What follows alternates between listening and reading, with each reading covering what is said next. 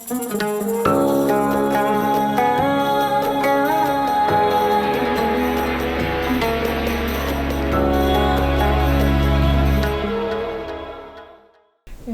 קוראים לך? רוברט חדמי. ומאיפה אתה? אני מאיראן במקור. מאיפה? באיראן? מעיר שנקראת קרמנשאח. ובאיזה שנה נולדת? 1968. 68. ועלית לארץ? ב-1987. אוקיי. אז בוא נתחיל... 25/6/87, ראש חודש סיוון. כן. אז בוא נתחיל במשפחה, סבים, סבתות, אתה יודע לספר לנו עליהם משהו? אני יכול לספר הדור שישי על מצד אבא, כי יש לנו את זה כתוב בסידור. אני בן לדוד עליו השלום, שהוא בן לרפאל עליו השלום. דוד גדל כיתום. רפאל, שדוד, אבא שלי היה בן 10 חודשים, נפטר. דוד, אבא שלי, גדל אצל סבתי ז"ל, מורברית, ואצל סבא של אבא שלי, ניסן. ניסן היה בן של מיכאל, ומיכאל היה בן של דוד. זה הדורות שאני יודע. מצד אמא, אני מכיר רק 2 דורות. אמא שלי עליה שלום קראו לה ג'מילה, לבית פייז ג'ואן דגן. להורים שלה קראו בנימין וטבוס, גם היא גדלה כיתומה מצד אם. טבוס, סבתי ז"ל, נפטרה כשאמא שלי הייתה בקושי בת 5, היא גדלה אצל אחיות שלה ואצל קרובות משפחה אחרים.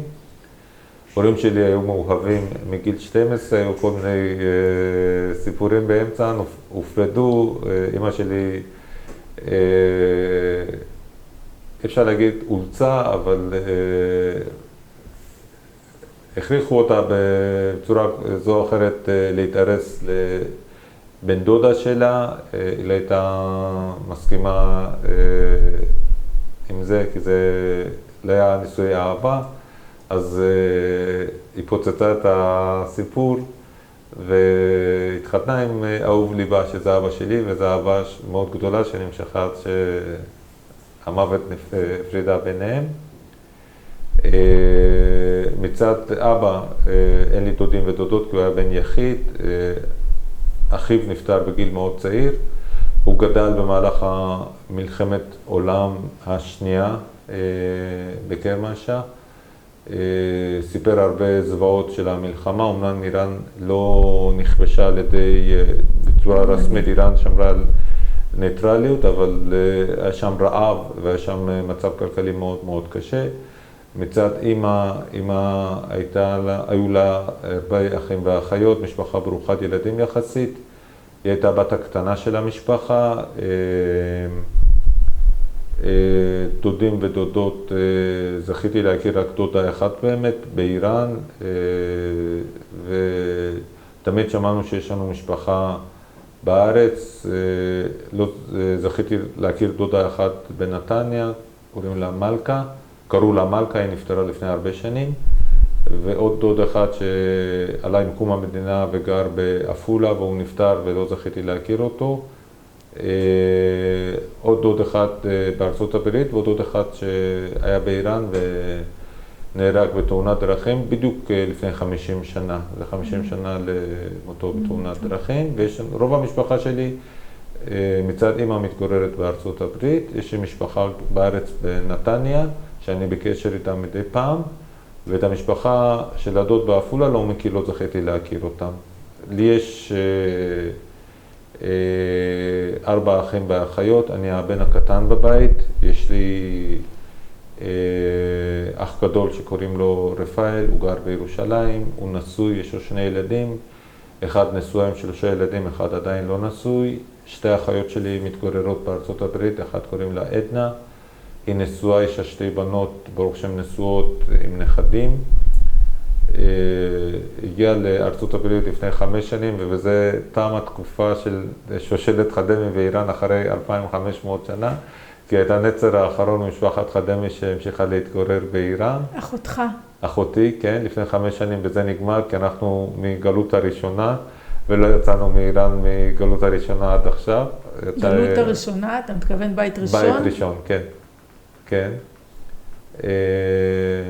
אחותי השנייה קוראים לה מינו, היא גרה בלוס אנג'לס, יש לה 3 ילדים, ויש לי עוד אח, קוראים לו בני, הוא סוג של גנב את השם שלי, כי לי קוראים שם העברית שלי זה בנימין, וכשהוא בא לארץ קראו לו ביז'אן, וזה שם קשה לביטוי, ושם העברית שלו זה ניסן, והוא לא אהב שיקראו לו ניסן. אז בני זה דומה לביז'אן, אז קוראים לו בני, הוא גר במושב שקף. מה זה חדמי? מה זה חדמי? מושב שקף, יש לו 3 ילדים, אחד מהם מתמחה באורתופדיה, ועוד אחד איש מחשבים, ועוד אחד מנהלת חשבונות. חדמי, יש לזה איזה פירוש למילה? יש בזה פירוש מאוד מיוחד. לפני, אני יודע מה, 110 שנים, כשאבא של המלך עליהם השלום בא לשלטון, תזא פהלוי עליו השלום, הנהיג הרבה חוקים מערבים, עד אז לא היו קוראים שמות משפחה, וקראו לאנשים לבוא לבחור לעצמם שם משפחה, ובדרך כלל או לפי שם של אבא או שם של המקצוע. אז שאלו את סבא של אבא שלי עליהם השלום, מה המקצוע שלך? הוא אמר שאני חדם במסגד של היהודים. מה זה חדם בעצם במסגד של היהודים? זה שמש. סבא של אבא שלי, זכרונו לברכה, היה שמש בבית הכנסת. כן, אז אמרו, אוקיי, אז אתה שמש, אז נקרא לך חדמי, שזה שמש של מסגד. אמר להם תודה רבה, לוקח את התעודה, בא לצאת, קוראים לו בחזרה, בוא, אתה לא יכול להיות, למה? זה שם יפה ואני רוצה אותו, אבל אתה לא יכול, כי אתה יהודי, אז מה עושים? הוסיפו לו את התוספת קלימי, חדמי קלימי, יש עדיין המון יהודים ממוצא קורדי שקוראים להם קלימי. נכון. אנחנו ראינו בזה כאות קין ומאוד אהבנו את זה, כי בעצם כל מקום שהיינו הולכים היו תוספת של חדמי, קלימי, וניסינו להוריד את זה בכל דרך אפשרית, כי זה נשמע כמו יהודון. זה לא בדיוק יהודי, אלא יהודון. קלימי זה יהודי? יהודי, אבל מילת גנאי כזאת. כן, כן. אז, וחדמי זה שם משפחה עם פרינציפ. היו הרבה ראשי צבא והרבה גנרלים שקראו להם חדמי, רצינו להיות חלק מהם. זה שם שהיה פותח דלתות עד שהיו מגלים שאתה לא באמת חדמי, אלא חדמי קלימי. אז אחי למשל עשה שמיניות באוויר, ובסוף הוא הפך את זה אחי הגדול לחדמי פאר. בנו הפך את זה, שינה את זה, ואנחנו דבר ראשון שבאנו לארץ, פשוט אמרנו שקוראים לנו חדמי, ולא רצינו את התוספת קלימי. כן. לא. טוב, אז תספר לי קצת איך זה לגדול באיראן, מה... אז התקופה מתחלקת לשני חלקים, האור והחושך. כן. לפני המהפכה, איראן הייתה מדינה מתקדמת. חילונית, נאורה, עם תרבות עשירה מאוד, רווחה כלכלית אדירה. הייתה שם צמיחה כלכלית בשנות ה-70, משהו יוצא מגדר הרגיל, ואני טעמתי מזה עד גיל 9.5. מספרים ככה שלפני זה לא היה בדיוק ככה, היה יותר קשה. מתחילת שנות ה-70 איראן חוותה שגשוג אדיר בזכות המלך מוחמד רזה פהלוי עליו השלום. הוא ניסה מאוד להחזיר את איראן לשנות הקסם שלה, לתקופה של המלכים האדירים שהיו החמנים וססנים וכאלה. וגם אבא שלי שסך הכל היה פועל פשוט בבית סינון של הנפט, קפץ מדרגה, ההכנסות שלו כל כך גדלו שהוא יכול היה להרשות לעצמו לעבור שכונה לבית פרטי. אחים שלי גדלו בבית משותף בשכונה לא מי יודע מה, 2 חדרים, חצר משותפת, שירותים משותפים לכמה וכמה משפחות יהודיות. אני גדלתי בבית פרטי, לא בית קומות, בית פרטי עם 2 גינות מרווחות, בשכונה הכי טובה של קרמנצ'ה. שכונה לאו דווקא יהודית. נכון, היו שם הרבה יהודים, אבל זה לא היה שכונה יהודית.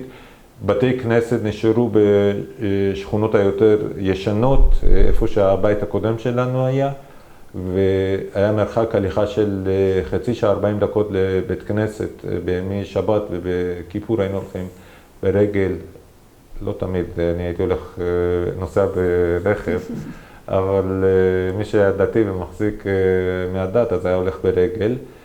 וזה נשאר בשכונה ישנה. בשכונה חדשה שהיו שם הרבה יהודים, זה היה ממש כיף.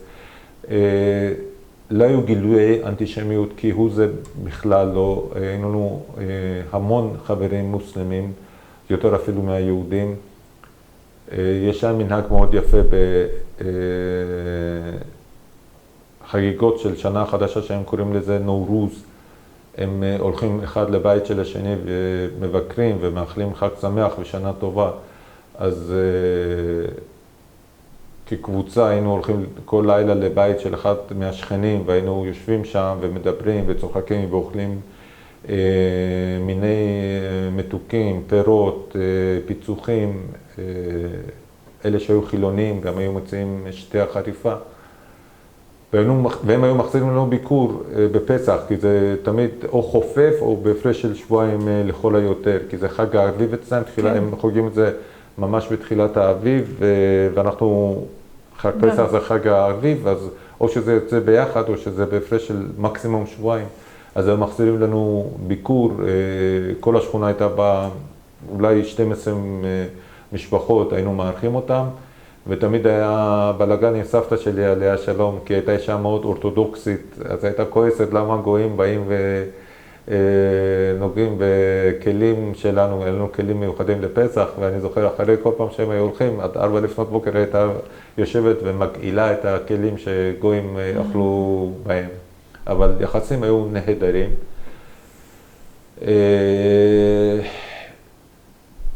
למדת בבית ספר? זה בדיוק מה שבאתי להגיד, למדתי, היה שם בקרמנצ'ה בית ספר ליהודים, כולל חטיבת ביניים, גן חובה, יסודי, חטיבת ביניים. אני לפני המהפכה לא למדתי שם, כי זה היה רחוק מהבית, והבית ספר שלמדתי היה בית ספר יסודי שלי היה ברמה מאוד מאוד מאוד גבוהה, למדתי שם, והייתי מאוד מאוד מרוצה, קיבלתי יחס מאוד טוב. זה היה בית ספר כללי. בית ספר כללי, כן. כמעט ולא היה לימודי יהדות, לא ידעתי כלום על יהדות אפשר להגיד, חוץ מזה שסבתא שלי זכרונה לברכה הייתה מתגוררת איתנו בבית, אז הייתי רואה אותה בימי שישי בצהריים, היא מדליקה 2 נרות וממלמלת משהו בשפה שאני לא מכיר. אמא שלי לא הייתה מדליקה נרות שבת, אבל כן היינו עושים סעודת שבת, אחותי שהייתה נשואה הייתה באה אלינו, היינו חוגגים. לפעמים, או בדרך כלל, אני לא יודע איך להגדיר את זה, שלא יפגע בכבוד של אבא שלי. אבא שלי היה עושה קידוש, אבל אחרי זה היינו רואים טלוויזיה והכל כרגיל, לא היינו שומרים שבת. אבל כן הולכים לבית הכנסת? כן, תכף נגיע לזה. בחנוכה סבתא תמיד הייתה מתעקשת שנדליק נרות, אחיות שלי לא כל כך היו מסכימים מה זה מנהג הזה, מדליקים נרות ומדברים בשפה לא מובנת, אומרים כל מיני ברכות ושום דבר, אז כן היינו מדליקים נרות. בפורים היינו אופים עוגיות מיוחדות לפורים ומבשלים אוכל שברוך שם עדיין אני מבשל את זה, קוראים לזה דנדון רואה, וזה מלא מלא קטניות, זה סימן יקר של פורים, משלוח מנות לא היינו עושים. מה שבאמת החזיק אותנו כיהודים, אני חושב שזה פסח וכשרות, על 3 דברים עולם עומד, עולם היהודי של יהודים באיראן, בקרמה שעמדו, זה פסח, כשרות ויום כיפור. על 3 הדברים האלה הרוג ובל יעבור. פסח זה היה משהו יוצא דופן, 3 חודשים מראש זה היה מתחיל, היינו כמה משפחות ביחד קונים חיטה, מתחילים לנקות את הבית לפסח, היינו עושים את הכל כשר לפסח, אם זה מלח, אם זה רסק עגבניות, והיינו מנקים, לא היינו משאירים אבן על אבן שהיינו מנקים, היה לנו סטים מיוחדים של כלים, וכלים אחרים היינו מגעילים אותם, ואז כמה משפחות ביחד היינו סוחרים תחנת קמח, היו מגעילים את אבני ירחיים והיו טוחנים את הקמח, ובבית, בגינה בחצר של אחד מהמשפחות שהיינו עושים ביחד, היו אופים את המצות על גבי סאץ', אני זוכר את זה מצוין. היינו מגדלים לפעמים לבד, לפעמים אם זה המשפחה, אז היינו מגדלים כבשה, היינו מגדלים את זה במיוחד לפסח, והיינו שוחטים את זה לפסח כדי שבפסח יהיה לנו בשר כשר, לא לקנה, היה לנו אטליז כשר, אבל בפסח היינו מקפידים ממש שהכל יהיה כשר ב1,000,000%. או אני זוכר פעם אבא שלי ועוד כמה משפחות עשו שותף ביחד והביאו עגל או פרה, זה היה משהו ענק, והביאו את זה לבית והיינו עושים שחיטה בבית, שומרים את הבשר לפסח. כמעט ואין, לא היינו אוכלים חלב או מוצרי חלב. אני בעצמי הרבה שנים בארץ לא אכלתי מוצרי חלב, כי באיראן לא היינו אוכלים, אז חשבתי שגם בארץ אפשר לאכול. בעיר שלי לא היינו אוכלים קטניות, היינו נמנעים מלאכול קטניות.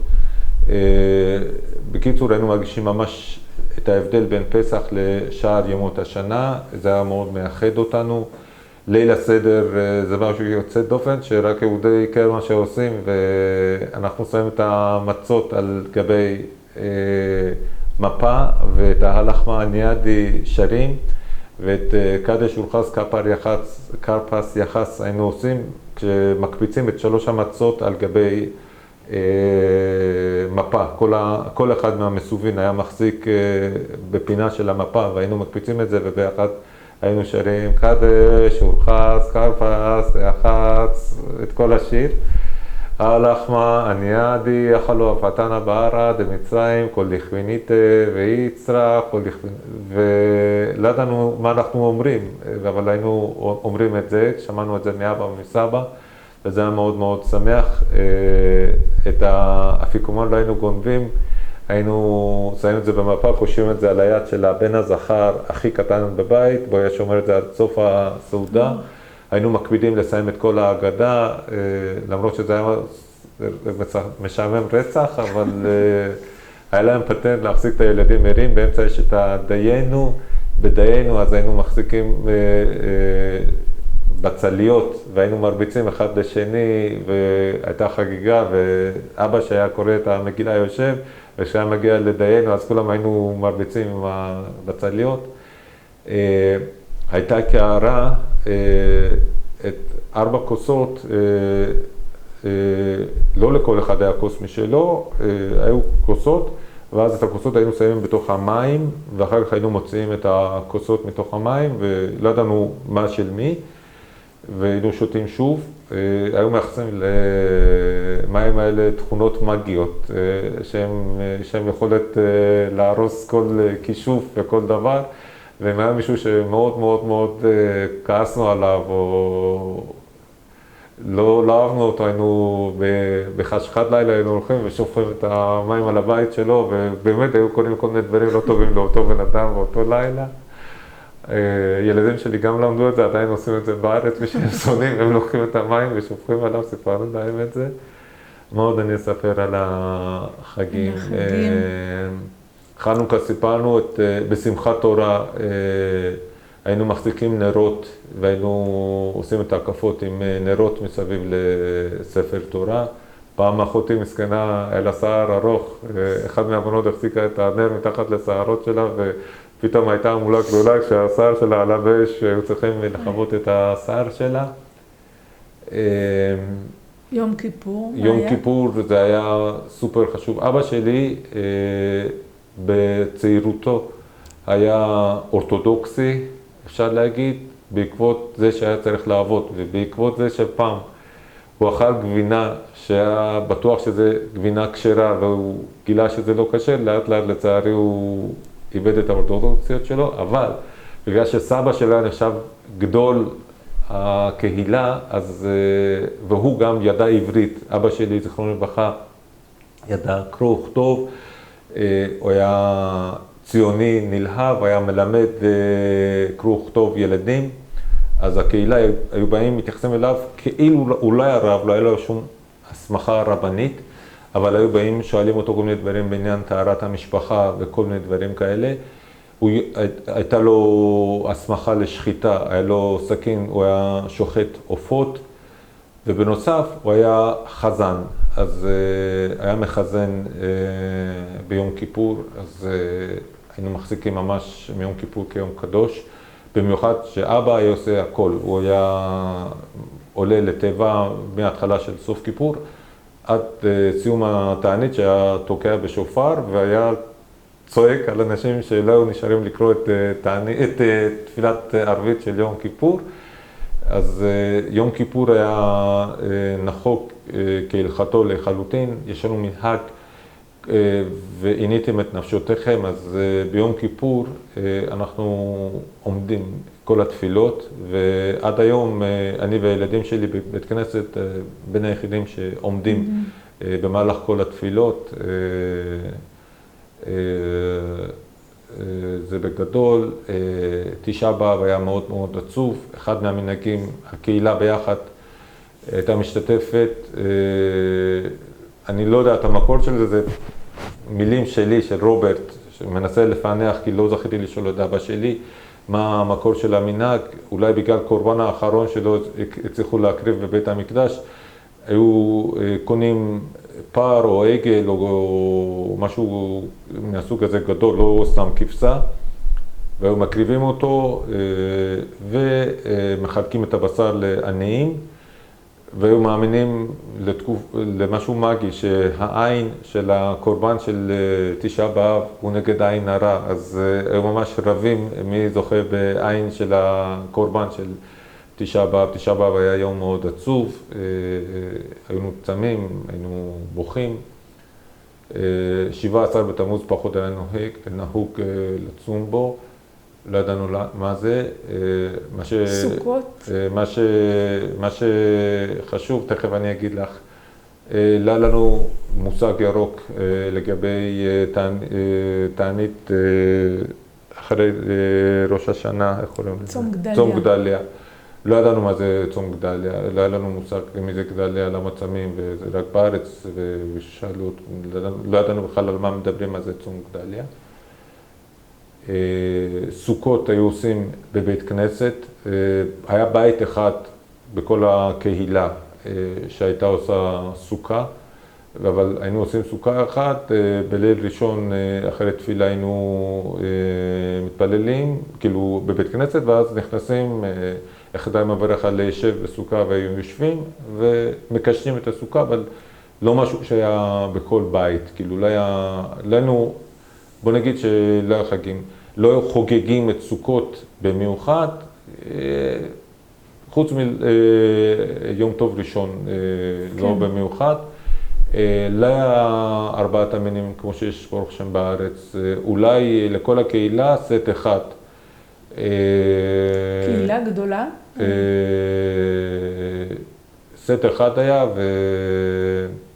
וכן, קהילה שלנו מנתה 10,500 בשיאה, כי אבא שלי היה מעורב בזה, עשינו פעם מרשם אוכלוסין, אבל לא צריכה לדעת, קרמנשח היא בירת המחוז קרמנשח. איראן מחולקת להרבה מחוזות.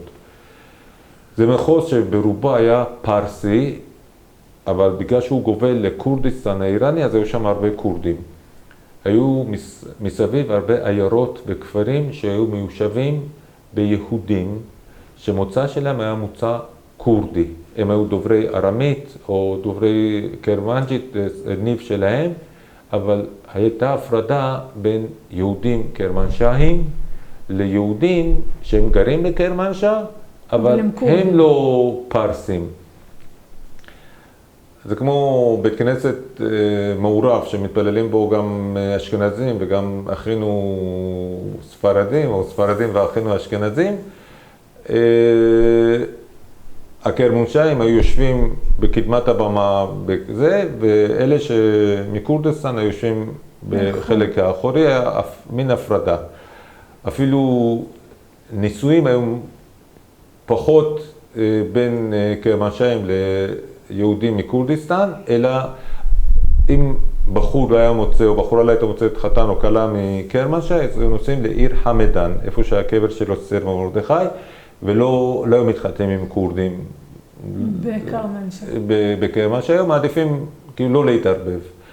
אז מניין של יהודים קרמנשיים זה סביבות ה-5,000 בשיאה, אבל בגלל שהם סופר צנועים, אז לא שומעים עליהם הרבה. מבחינה מספרית הם כמו יהודי חלב. אין בית בישראל שלא יודע מה זה חלבים, וזה חלבים, תמיד מספרים על חלבים, אבל הם היו מאוד מאוד צנועים, למרות שמבחינה מספרית זה אותו מספר, אז לא שמעו עליהם. כן. אז לא. אז אתה אומר שלמדת בבית ספר כללי. עד כיתה ה', ובכיתה הייתה המהפכה של חומייני יימח שמו. היה בלגן גדול, אני זוכר שהלכנו בתפילת ראש השנה לבית כנסת עם אבא שלי עליו השלום, ופתאום בגלל ההפגנות היה עוצר לילי ויריות ברחוב, אז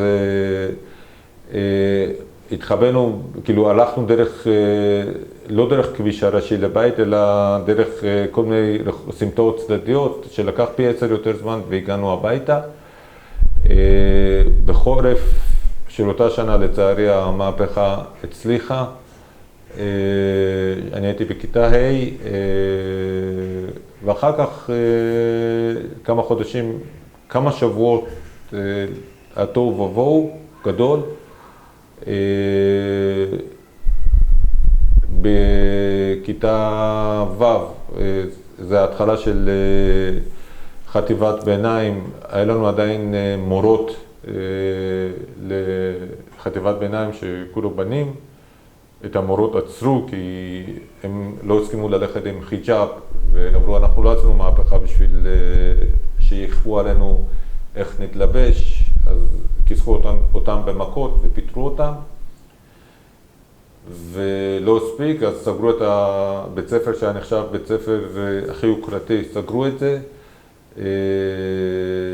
בכיתה ז' למדתי בבית ספר, שם שמעתי את המילה יהודי קושי. יהודי קושי זה אומר להרוג את היהודי. זה היה שנה שנייה אחרי המהפכה, אז הציקו לי. פיזית, מילולית, מנטלית.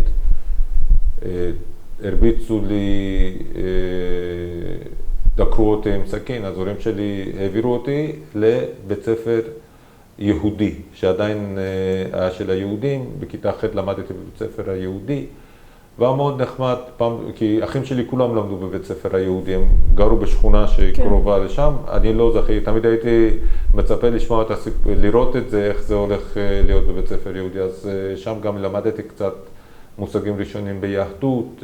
היה לנו מורה, זכרונו לברכה, אדון כהן, שהוא היה מעיר יזד, החבר טוב של אבא שלי, הוא דאג שנדע מה זה יהדות, מה זה, כשסיפר לי שיהודים מתפללים 3 פעמים ביום, ויש להם מצוות כאלה ומצוות אחרות, הייתי בהלם, לא ידעתי שיהודים בכלל מתפללים 3 פעמים ביום,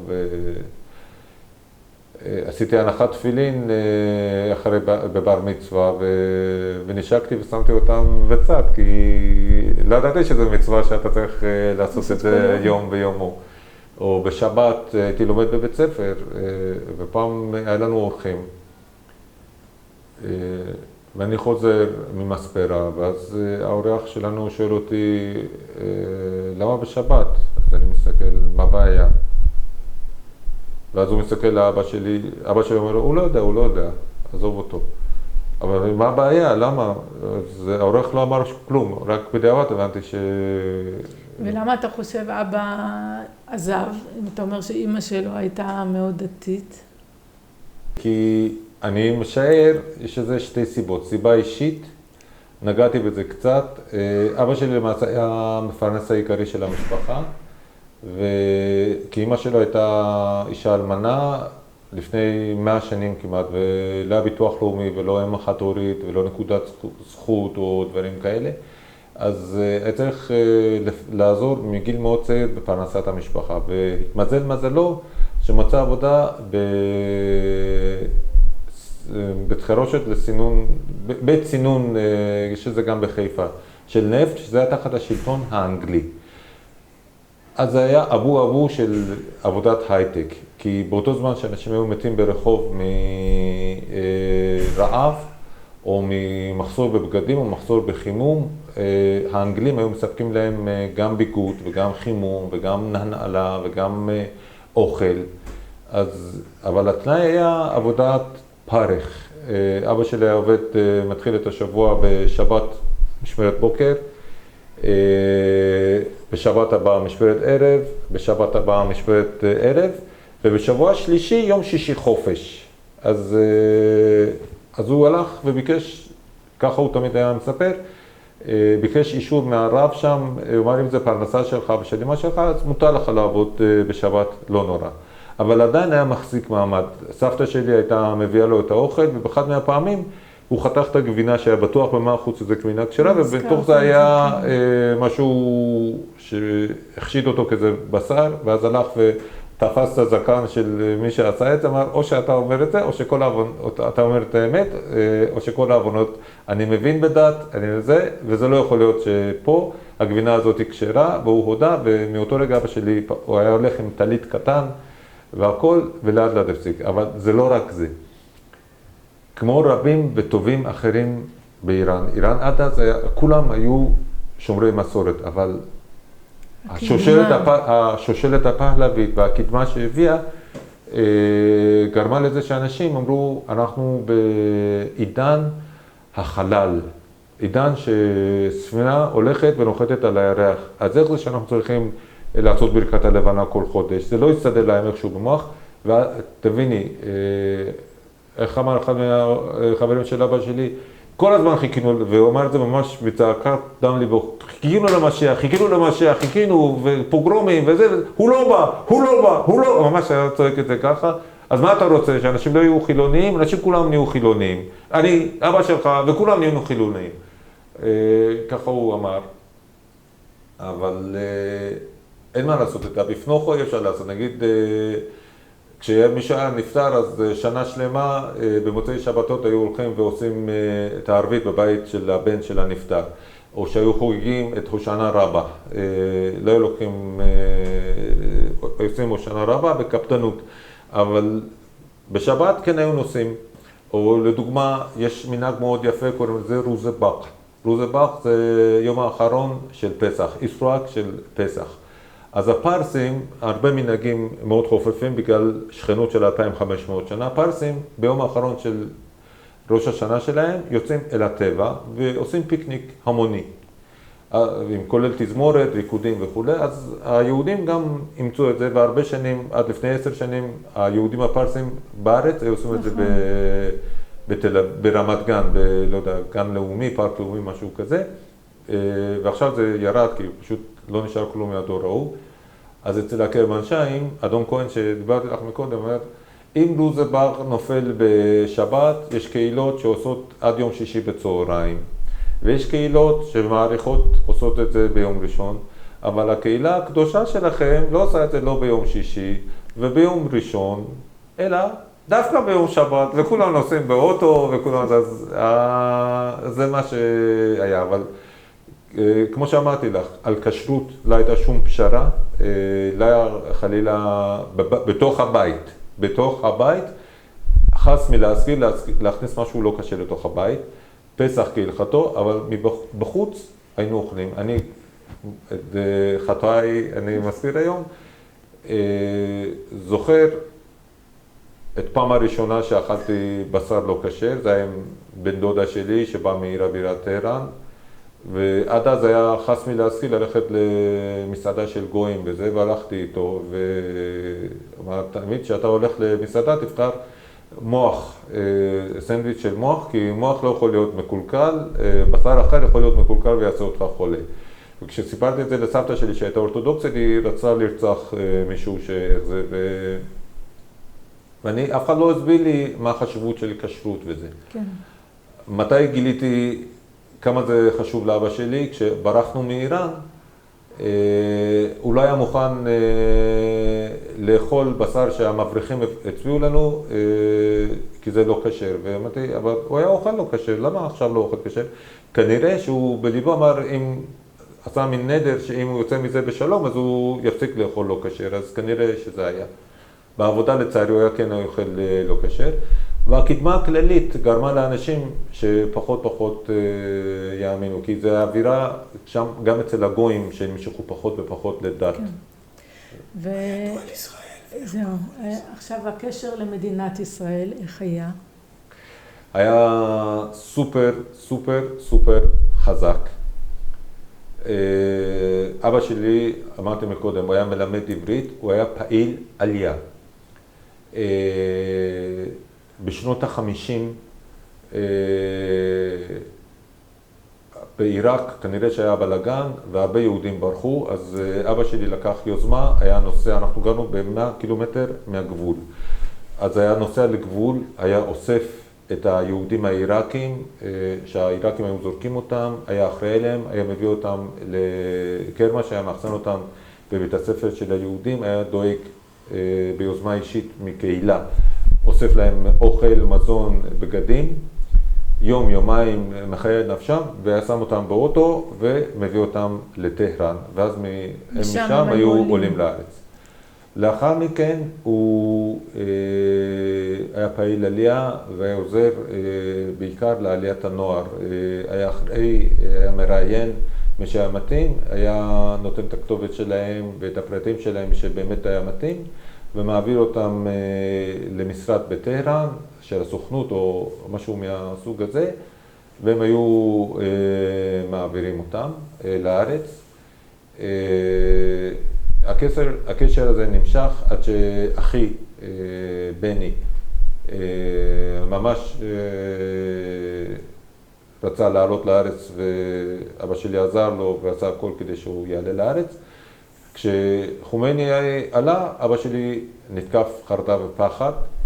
אני זוכר היטב כי ידענו מה היחס של שלטונות למי שהיה לו יחס עם ישראל, אז את כל המסמכים, פרט לספרי קודש, שהיה כתוב בעברית, דפים, תכתובות, מכתבים, טלגרם, כותבים בזה, כל מה שהיה בעברית, אני זוכר שהתחלנו לשרוף בגינה, ואחר כך הוא נתקף חרדה שמה יגלו אותו שיעשה את זה, אז הלכנו למטבח, נעלנו את המטבח וצרפנו את הדפים בעברית אחד לאחד. אני זוכר שעשינו מדורה בתוך כד כזה מחרס, והם זוכרים, בסוף הכד גם התפוצץ מרוב החום שהיה שם. ביום העצמאות חגגתם? יום העצמאות לא חגגנו בשיט, כלום, ידענו, ואבא שלי, בתור היותו ציוני, אני זוכר את הפעם הראשונה ששמעתי על מושג העצמאות, ישב עם החבר שלו דיבר, אמרו שזה 37, זה שנת 30, מה זה 37? לא משנה. התעקשתי בתור ילד, זה 37 שישראל קמה. ומתי פעם הבאה שמעתי על יום העצמאות? שברחנו מאיראן, היינו בפקיסטן, אז באחד מהחדרים שמענו קול של חגיגה וזה, ושאלתי את אבא שלי מה עושים? המטומטומים האלה חוגגים זה של ישראל. מה של ישראל? יום הולדת של... מה זה יום הולדת זה? אמר את המילה בפרסית אסתקלל, אסתקלל לישראל. אז כנראה אולי הוא שמר עליי, כי הייתי סך הכל ילד, לא רצה שיעונה, אלא גם מספיק דברים שקרו לי בהמשך, אז את זה הוא לא רצה שיקרה, אבל פעם ראשונה ששמעתי שיש יום עצמאות לישראל, זה גמרתי על 37, ואחרי זה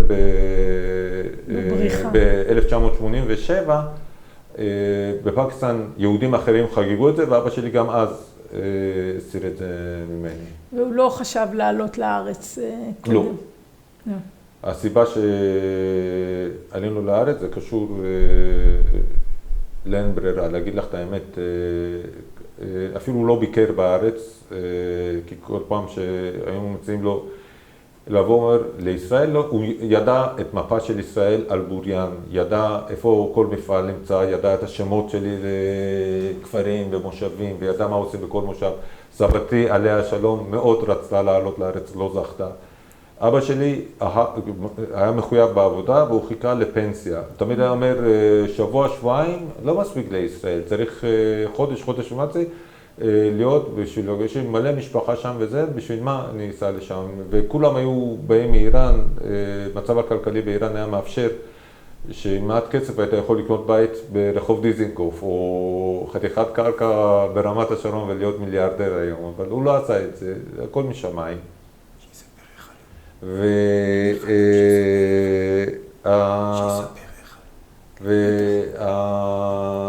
והסיבה שבסוף חווינו לצערי מלחמה, ובית שלנו נהרס במלחמה, וזה סיפור בפני עצמו.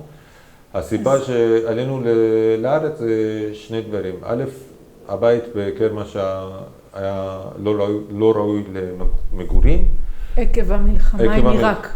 כן, זרקו שם טיל, וגם בכלל עיר קרמשה נהרסה כ-80% במהלך המלחמה, בלי שהיא נכבשה. קדשו את זה עם טילים של סקאד, ולא היה שום הגנה אווירית ולא כלום. אז לא ניתן לגור בקרמשה, והשכירות בטהרן, ערכי השחקים, אבא שלי לא יכול להרשות לעצמו לשכור בית. היינו מתגוררים אצל אחי שהיה חתן טרי, והכבוד וזה לא נתן להיות עול על אח שלי. ואז הגיע הקטע של פסיכומטרי, אני תמיד רציתי ללמוד רפואה,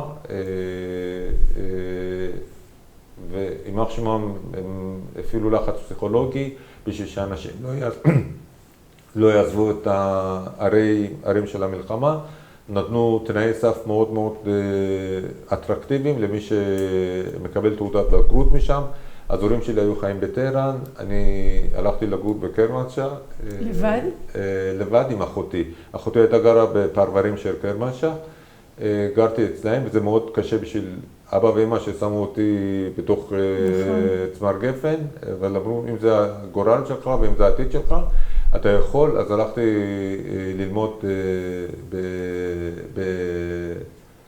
בקרמשה כדי לקבל תעודת בגרות מקרמשה. זה לא משנה, זה גם לא עזר, כי היה סיפור אחר. והם עושים,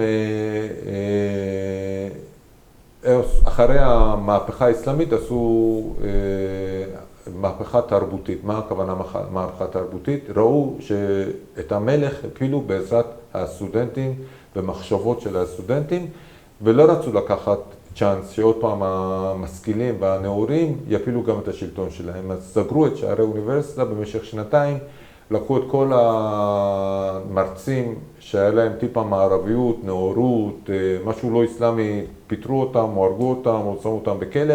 סטודנטים שהשתתפו בתנועות לא דתיות, תנועות קומוניסטיות, מפלגת העם, חזב טודה שהיה נתפח על ידי סובייטים, מפלגות עוד יותר קומוניסטיות, פדאיון אחד ואלה, ומפלגות שהיו חצי מרקסיסטיות, חצי אסלאמיות כמו ג'האדין אחד, את כל הסטודנטים האלה ניפו אותם, ואחרי שנתיים פתחו את שערי זה, ועשו ביקורת על כל סטודנט וסטודנט.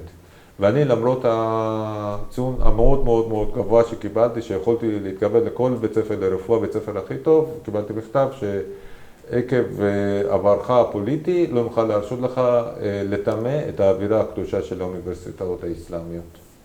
אז... עברך הפוליטי זה היה זה שאתה יהודי? לא. לא קשור. אז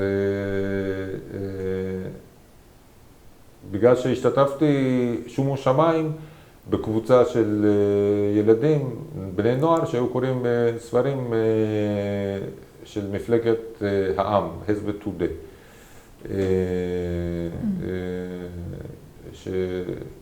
לא עשינו, לא לקחתי רובה ולא יריתי באף אחד, אבל זה מה כן. קרה. וגיוס, לא קראו לך להתגייס? אז זה בדיוק הסיבה, הייתי מחויב להתגייס. עכשיו, זה שיא התקופה של המלחמה, וזה לא כמו בישראל שיש קדושה לחיי אדם, ואכפת לנו מכל חייל ומכל שבוי ומכל זה. בטח שמעתם איך הם היו מפנים שדות מוקשים.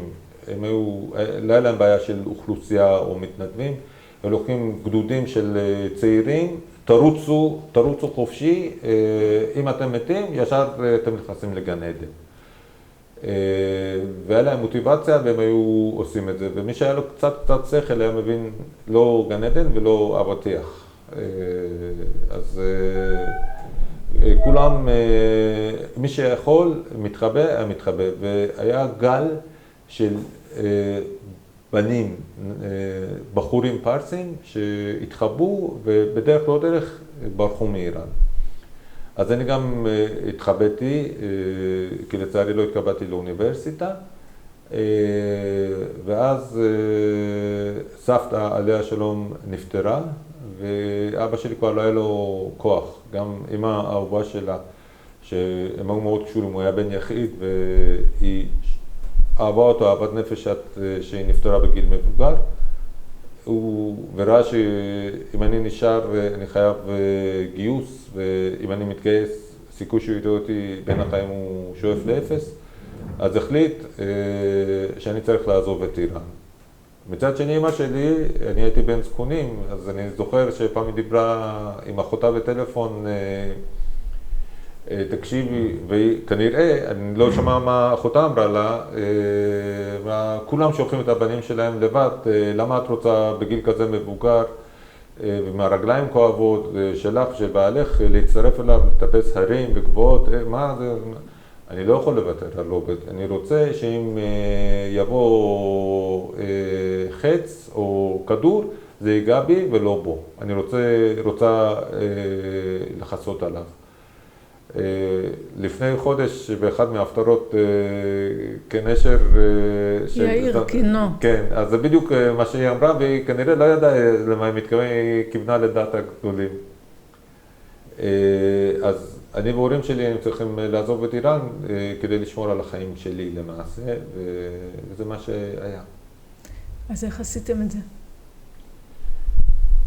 זה סיפור שאני יכול לספר לך שעות על גבי שעות. דיברנו עם אחי.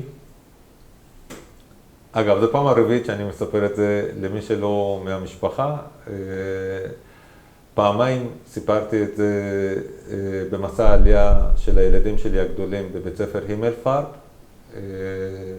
הרב ירמי, שיהיה בריא עכשיו, הוא יושב שבעה על חתן שלו שנהרג בהתהפכות הטנק בצפון. ביקש ממני באופן אישי שאני אספר את זה בסיום מסע העלייה לארץ, מסע בונים הארץ. עשו את זה בבית ספר הימלפארב. בית ספר הימלפארב זה בית ספר שהילדים שלי למדו שם. ופעם שלישית זה היה בקהילה שלנו, קהילה ציונית מורכבת מאשכנזים וספרדים ביחד, וזה פעם רביעית שאני נוגע בזה. דיברנו עם אחי, אז היה מותר לו להתקשר לאיראן, דיברנו איתו, אמרנו שאנחנו מעוניינים לעלות לארץ. התחלנו לקבל טלפונים מוזרים,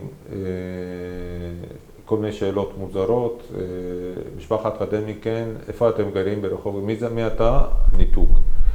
כמה ימים אחרי זה מי שמתקשר, משפחת חדמי כן, איך קוראים לאבא? דוד, הטלפון היה מתנתק. פעם אחר פעם טלפונים מוזרים כאלה. בסוף אחי אומר, מישהו מתקשר אליכם, רוצה לקבוע איתכם, אל תפחדו, חבר שלי הוא יבוא אליכם. מישהו מתקשר, קובע איתנו תאריך מועד, לא מגיע. עוד פעם מתקשר, קובע תאריך מועד, לא מגיע.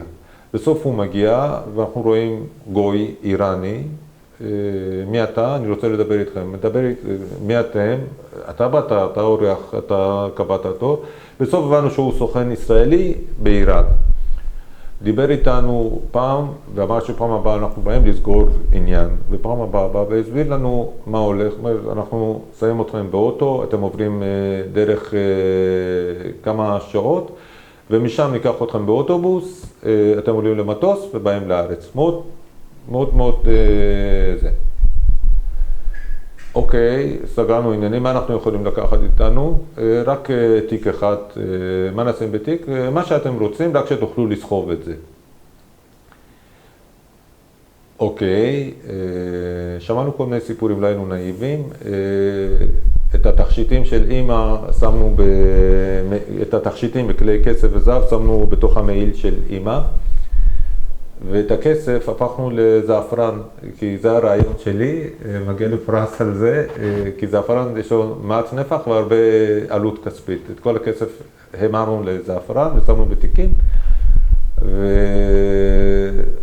ונתן לנו סימן, כאילו, הוא אמר, כשאתם מגיעים לעיר מחוז בצד הדרום-מזרחי של איראן, קוראים לעיר הזאת זהדן, אני אבוא, אני אשאל אתכם מה השעה, אתם תבואו אחריי. בלילה האחרון נפרדנו מהאחיות שלי וגיסים שלי, אחי ליווה אותנו עד לזהדן. עשו עלינו חיפוש גופני ממש, בתוך טיסה פנים ארצית. הגענו לעיר זהדן, מרחק של כמה שעות טיסה מטהרן. כאילו אנחנו תיירים, תיירות פנים, נוסעים לעיר זהדן. יוצאים משם, הוא אמר לנו בדיוק, יש מחוץ לשדה תעופה, יש קבינה של טלפון ציבורי, תעמדו שם, ואני אבוא, אשאל אתכם מה השעה, תבואו אחריי. אז אנחנו עומדים בדיוק בשעון, בשעה מוגדרת, אני רואה מישהו לבוש בבגדים של בלוצ'ים, בלוצ'ים זה העם, זה השבט שחי שם, בא ושואל אותי מה שאני אומר לו 7:25, והוא הולך. אחרי כמה דקות אותו בן אדם חוזר מה שעה, אני מסתכל 7:28, הוא הולך. פעם שלישית הוא בא והוא מסיר, יש שם תרבוש כזה ומשהו שמסתיר את הפנים, מרביש את זה ומסתכל אליי מה שעה, אוקיי. וזהו, הבנתי שזהו. למה? כי כשהוא בא אלינו הוא היה לבוש מערבי לחלוטין, נעליים מאור מאוד יקר ומכנסיים בגדים מאוד מאוד יוקרתיים ומערבי, אבל שם ראיתי בן אדם עם לבוש של שבטים בלוצ'ים. הלכנו אחריו כמה סמטאות, נכנסנו לבית, הוא עזב אותנו, יותר לא ראינו אותו. היו שם שני בחורים גויים בגיל גיוס גם כן, בנויים היטב, מוסלמים. דיברנו איתם וזה, ואז הביאו, פורצים שם מפה על שטח וכולם יושבים על הרגליים, וזה הביאו לנו אוכל. אבא שלי אמר שהוא לא אוכל בשר, אחר כך אורז. לא הבנתי למה, וסיפרתי לך, לא נחזור על זה. וכל הזמן הכריחו אותנו לשתות תה. תשתו תה, תשתו. אמרנו, מה תה? כמה תה? תשתו תה, תשתו. כנראה זה סם ממריץ או משהו כזה. אחר אומרים, איפה המסמכים שלך? איזה מסמכים? תעודת זהות, דרכון וזה. למה אתה צריך? תביאו, אנחנו רוצים לראות. מה זה? ביקורת תגובות? תביאו את כל המסמכים. אז מה אנחנו עושים? הביאו לנו את כל המסמכים. מולנו, שרפו את כל המסמכים. מה? ככה. בלילה, אומרים יאללה יוצאים. יוצאים, איך יוצאים? טנדר מאוד גדול, מאוד חזק, יושב מקדימה נהג, אמא שלי הייתה אישה יחידה יושבת מקדימה, הבחורים האלה ומדריך בלוצ'י שלא מדבר מילה אחת בפרסית, מבוגר, בן 60 פלוס, לבוש בקדימה, לא מדבר בפרסית, יושב שם ואבא שלי, ואיפה אני? אני שוכב בטנדר, עליי שמים שמיכה, וכולם שמים את הרגליים שלהם עליי. והטנדר מתחיל לנסוע קודם בכביש עירוני, אחר כך כבישי עפר, ואחר כך נכנס למדבריות. זה היה לילה ממש ממש חשוך. נוסעים, ואז אומרים, יאללה, יורדים פה. יורדים פה, בלילה בקושי אתה רואה שום דבר, ענק, גם נעלם. אנחנו נשארנו, אנחנו שני בחורים גויים, הורים שלי, ומדריך בלוצ'י שלא מדבר פרסית, מתחילים ללכת, פתאום באיזשהו שלב אני לא רואה אף אחד, אני נשאר לבד. צועק, ואני שומע, ואז מה מסתבר? היה לילה חשוך, מין מסילת רכבת או מין גבעה כזאת, כולם עברו את זה, ואני לא ראיתי, ואני נשארתי לבד, אז עברנו את זה. מתקדמים, מגיעים לאיזה הר, או היה חושך מצרים, ואז הבלוצ'י הזה, מין שריקה כזאת, ממש נשמעת כמו ציוץ של ציפורים. פתאום כמו סיפור של עליבאבא ו40 גנבים, השיחים מתחילים לזוז, ופתאום אתה רואה אור ואתה נכנס למערה, ובתוך המערה יושבים אנשים, ויש שם מלא שקים. בדיעבד אני יודע שזה היה שקים של מעבד למוחדר, סמים. אני זוכר שנרדמנו שם כמה דקות, ונתנו לנו עוד פעם לשתות, אומרים יאללה, יוצאים עוד פעם. יוצאים, אנחנו מתחילים לצאת, הוא אומר, מראה לנו מרחוק הר כזה בצורה מאוד מיוחדת, אנחנו צריכים להגיע לשם. מתחילים ללכת, אמא שלי נכנסת אחרי 10 דקות, 20 דקות הליכה, היסטריה טוטלית. יושבת היה שם סלע, יושבת על הסלע, אומרת, תלכו, תשאירו אותי פה לבד. אני אומר, עזבי אותם, בואי, מה קרה לך? תלכו אתם, תשאירו אותי לבד. עזבי אותך מהשטויות שלך, בואי, אני אומרת, תלכו, תשאירו אותי. רגע נפל לי האסימון, היא רוצה להישאר שם לבד, כי היא בהיסטריה, היא קורדת כולה ככה. היא ממש ככה היא רועדת, ולא רוצה להיות מעמסה אלינו. אמרתי, אמא, יש פה חיות טורפות, עוד מעט יוכלו. אני לא רוצה, תלכו לפה לבד. אני אומר לה, אמא, את יודעת מה קרה לפני חודש וחצי?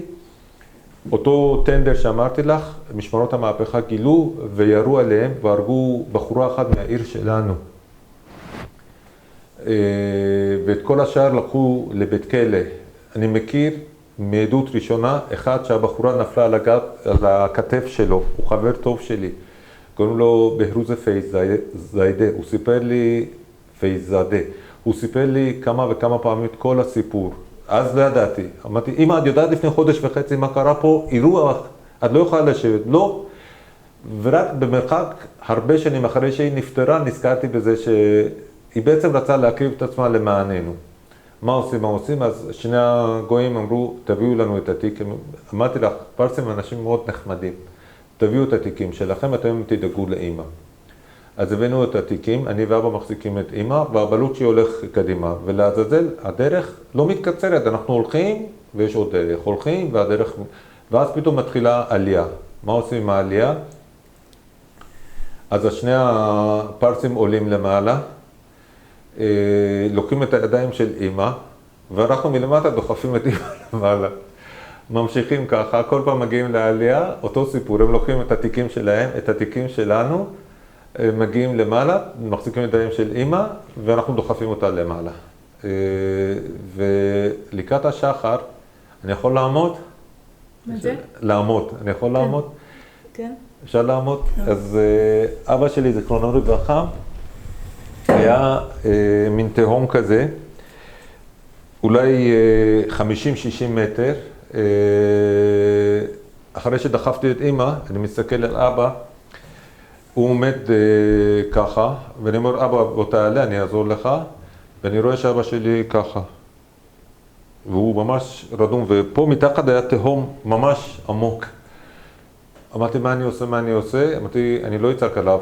שמתי בעדינות את היד על החזה שלו, אמרתי, אבא תתעורר. הוא ככה, ומזל ששמתי לו יד, כי זה היה ממש... כן. אז עלינו למעלה. חיכה לנו שם מישהו חדש, דובר פרסית.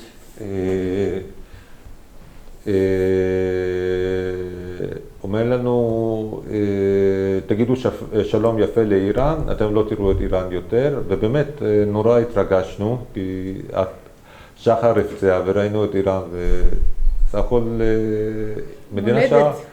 מדינה שאהבנו מאוד, ובהתרגשות נפרדנו. וזה לא נמשך הרבה זמן, הוא אומר, טוב, תשאירו את התיקים פה, אנחנו נביא לכם. ואנחנו שמענו הרבה סיפורים שמשאירים את התיקים ויותר לא רואים אותם. אמרתי, לא, אנחנו לא יכולים להשאיר. לא, למה? תשאירו את זה פה, אנחנו נביא, אני מבטיח שאנחנו, לא, אמרו לנו, יש שם תרופות, אני לא יכול, אתה לא יכול. אוקיי, בסדר. אני הכרחתי, לקחנו את התיקים, התחלנו, ואז ממשיכים למצוא, הוא לא נכנס כביש רגיל, כל הזמן בכביש לא כביש, נוסעים.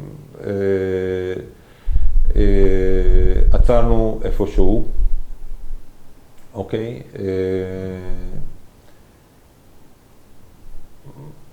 בלילה הגענו למקום, זה ערב שבת. ערב שבת אנחנו מגיעים לאיזה כפר פקיסטני, הוא מדבר עם מישהו בשפה שלהם, בלוצ'ית כנראה. הבן אדם הזה, היה לו שפם אבות ככה, עיניים כאילו שתי גולות של אש מסתכל ככה, ושיער שלו לא כמו עכשיו שהוא מאוד באופנה שמקרחים את השיער. הוא שיער מגולח לגמרי, הוא נתן אותנו לידיים של הבן אדם הזה, והוא הכניס אותנו לאיזה מבנה שהוא היה מאוד מוזר, ואנחנו יושבים ליד איש שהוא מאוד מפחיד, והאיש השני היה מבריח שהוא דובר פרסית, דיבר איתנו, במיוחד עם השני הגויים, התחיל לספר להם על השעון שיש לו, שהכל אבנים מיהלום, התחיל לספר להם שיש לו אוטו BMW, ואז הבינו שהוא באמת מבריח סמים, מצד אחד הוא מבריח אנשים, מצד שני מבריח סמים, לא בדיוק עושה את זה מאהבת ציון בגלל כסף שהוא קיבל מישראל, והוא יחסית לגילו מאוד מאוד מאוד מאוד עשיר. וכשנהיה קצת אור, אז התחלנו להסתכל, אנחנו רואים מין מדרגה כזאת, מין שוקת כזאת, וזה, אנחנו שואלים אותו, מה זה? הוא אומר, מה אכפת לכם מה זה? הוא אומר, נו בחייך תגיד מה זה? הוא אומר, מה? טוב, זה. אנחנו רוצים לדעת, הוא אומר, זה בית טהרה, אתם בבית קברות. בערב שבת הוא הסיר אותנו, לא משנה. למחרת בבוקר אנחנו נוסעים, וכל הזמן בכביש הוא עוקף את הנקודות של המשטרה. אחד מהפעמים פשוט הסתתרנו מתחת לגשר. היה שם, הם היו עושים סימנים, לא היה שם פלאפון, לא היה במכשיר קשר או משהו כזה. עם האצבעות הוא היה עושה סימן עם אוטו שבא ממולו, והם היו מחזירים לו עם סימנים, והוא ידע איפה לצאת מהכביש, ואחד מהפעמים פשוט הסתתרנו מתחת לגשר. והייתם כבר מחוץ לאיראן? היינו מחוץ לאיראן כבר, זה יום השני. ואיפה, באיזה מדינה הייתם? פקיסטן, היינו בפקיסטן. ואז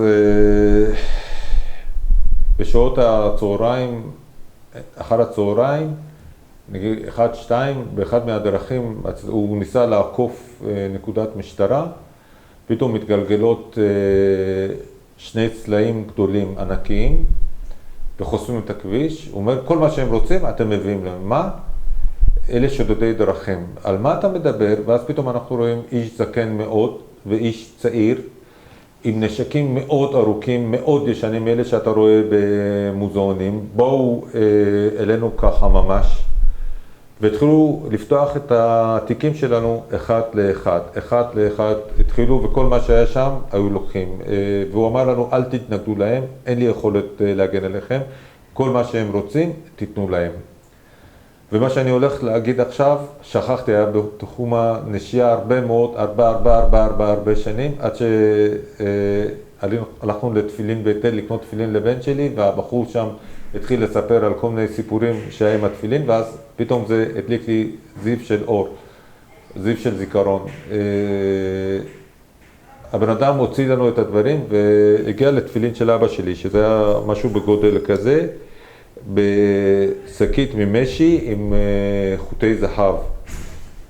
אז הוא אומר, הוא חשב שהוא מצא אוצר, שק עם מטבעות זהב, אז הוא אומר, מה זה? אנחנו אומרים ככה, ככה, והוא לא הבין, עושים לו ככה, ככה, הוא לא הבין. הוא התחיל לפתוח את זה, פותח את זה, רואה שם תפילין, פשוט זרק את זה כמו שהוא רימון שיש לו ביד, לקח מה שהוא לקח, והם התחילו לברוח.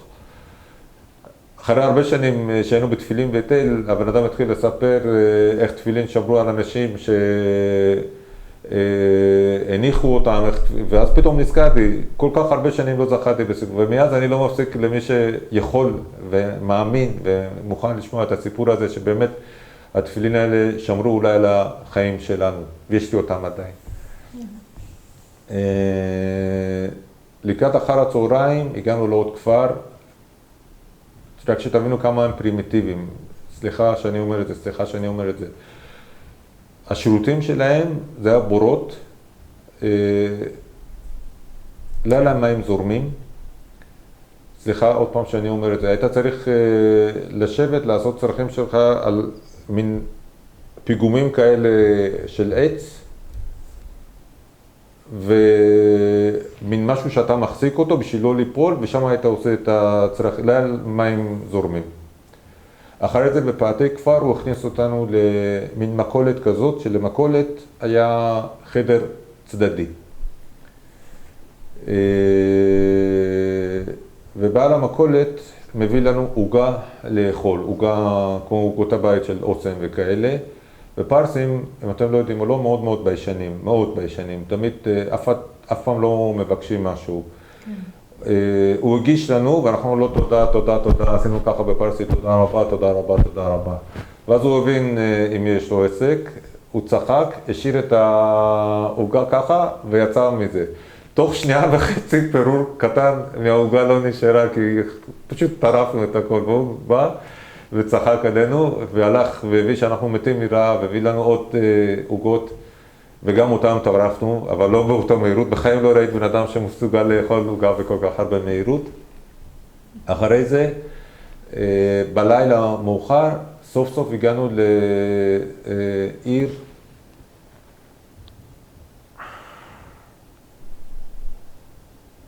שכחתי את השם של העיר, אני זוכר יותר מאוחר, והלכנו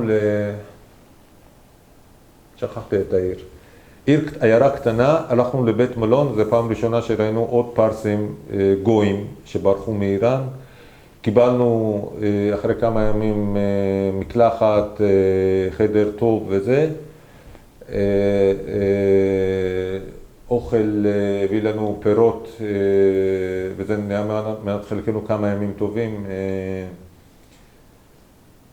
אפרסמון סליחה, לא תפוזים, היותר קלמנטינה ובננה, כל הזמן אוכלים קלמנטינה ובננה. ולמחרת בבוקר הוא לקח אותנו לסניף של UN, של אומות המיוחדות, כדי לספק לנו איזושהי תעודה, כי לא היה לנו שום תעודה. קיבלנו תעודה של פליט או משהו כזה, ואחר כך יום למחרת אנחנו אומרים שאנחנו צריכים לצאת מהר, כי עכשיו יש לנו טיסה לעיר שנקראת קראצ'י, עיר נמל גדולה שנקראת קראצ'י. אמרנו סבבה, נצא. ואנחנו עוברים ולא קורה שום דבר, ואז אמא באה לעבור ופתאום המגנומטר התחיל לצפצף, ולא היה לנו, כי באיראן אז לא היה מגנומטרים, ושם היה להם מגנומטרים וזה התחיל לצפצף. אז עוברים עוד פעם ועוד פעם מצפצף ועוד פעם ועוד פעם מצפצף, ומהר מאוד האיש המבריח בא, דיבר איתם, שילם להם תשלומים ונתן לאמא שלי לעבור. אמר זה בסדר, והיא עברה, מה עשית שם? תגידי מה עשית שם? לא אמרה כמובן, פחדה שהוא יגנוב וזה. המגנומטר צפצף. כי בתוך המעיל שלה היה את התכשיטים וכסף, כן. הגענו לעיר קראצ'י, היה מלון שהיו שם הרבה יהודים אחרים, שחלקם הגדול בכלל לא כיוונו להגיע לארץ, כולם כיוונו להגיע לארצות הברית, אבל כולם בדרך זו או אחרת חטפו את הגבול. היה שם איש מהוועד הקהילה הפרסית שהיה מאוד עשיר והייתה לו בת צעירה חמודה. היו כולם מספרים שהם באו עם גמלים, אז כשהוא ירד מהגמל כמה ימים הרגליים שלו היו פתוחות ככה, לא היה מסוגל לסגור את הרגליים שלו, והבת שלה הייתה ממש שובבה, הייתה בת 17. כל ערב היה שם שמח, היינו שרים ורוקדים, והיה לנו, לא היו מספקים לנו אוכל, בעצמנו היינו מקבלים, אנחנו הישראלים, היה שם סוכן ישראלי שהיה מביא לנו כסף, היינו קונים אוכל, והיה לנו מטפח, כל המלון היינו משתמשים במטפח הזה, כל אחד היה מבשל לעצמו, ועושים חפלות כל יום. הייתה שם גברת אחת, סוכנת ישראלית, קראו לה חנומה רחמים, גברת רחמים, או בשם אחר דודה רחמים. בשבת הייתה מארחת אותנו, היינו עושים את השבתות אצלה, שוב פעם הייתה סעודת שבת וזה. כן. היה אווירה נחמדה, סוף סוף חשבנו שהגיע הזמן שלנו, אחרי 2 שבתות שאנחנו מגיעים. אני נהייתי אחראי על קבוצה שלנו, שזה היה אני, הורים שלי, זוג מבוגר, אחד היה נכה ואשתו הייתה בסדר, נכה בידיים, משפחת בסירת מן. עוד בחור בגיל 20, ג'ווית קראו לו, או בשם העברי יקותיאל, ועוד בחור בן 8 שהוא נשלח לבד. וחנום רעמים מינתה אותי להיות אחראי על הגרופ הזה, קבוצה הזאת. אמרה בדיוק איך להתנהג ואיך לעשות ומה לעשות וכו'. אנחנו מגיעים לשם, כנראה שהיה מתח, היא לא שכתה מספיק טוב את מי שהייתה צריכה לשחט, או שהיו שם 2 קבוצות או לא יודע מה. הם פשוט חיכו לנו, ממש חיכו לנו. חשבתי שזה כמו שדה תעופה הוא, הכל מכור מראש, אנחנו מגישים את זה וזה. ואז לא הבנתי פקיסטנית, אבל ברגע שהגשו את הדרכון וזה, לזה, כאילו הוא אמר, הנה הם הגיעו סוף סוף, בואו אנשי משטרה, מה? אתם באים איתנו, על מה אתם מדברים וזה, אתם באים איתנו, פשוט חיכו לנו. הכניסו אותנו לתא מעצר, מה עושים, עד הבוקר השאירו אותנו בלי שום זה היה, כאילו אתם אמורים לנסוע לאן? לשוויץ. היה לנו תיק כרטיסים, והיה לי את כל הכרטיסים והכל. אני כל הזמן מנסה לחשוב את השם של העיירה הראשונה, ולא זוכר. ולקראת הבוקר אמרתי שאני חייב שירותים. ובדרך דיברתי עם השוטר שליווה אותי לשירותים, הבאתי לו שוחד כדי שייתן לי לעשות טלפון.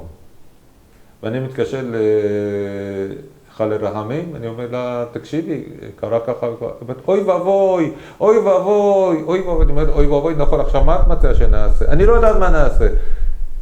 חנום רחמים, את אחראית שלנו, תגידי, לא יודע, תתחילו לבכות, תנסו שישחררו אתכם. ביי! אני אומר, חנום רחמים, בבקשה תעזרי לי. אין קול ואין מענה. אני חוזר, אני אומר שזה מה שהיא אמרה שצריך לבכות וזה, ולא האמנו לרוע מזלנו מה הולך לקרות לנו. והרי בסירת מן, הבן אדם הנכה, היה לו מצב רוח, התחיל להגיד, בוכה, אני אטום, והיה ממש בוכה, וראינו אותו, כאילו היה בוכה, לא באמת.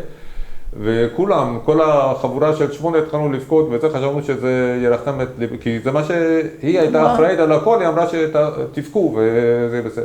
והתחילו לצעוק עלינו וזה, ומשם פינו אותנו לבית מעצר. עכשיו, בית מעצר זה לא כמו בתי כלא בארץ, שאת רואה מסודר והכל. שלא תדעי מצרות. קודם כל צרות אותנו בכלוב כזה, נשים וגברים ביחד.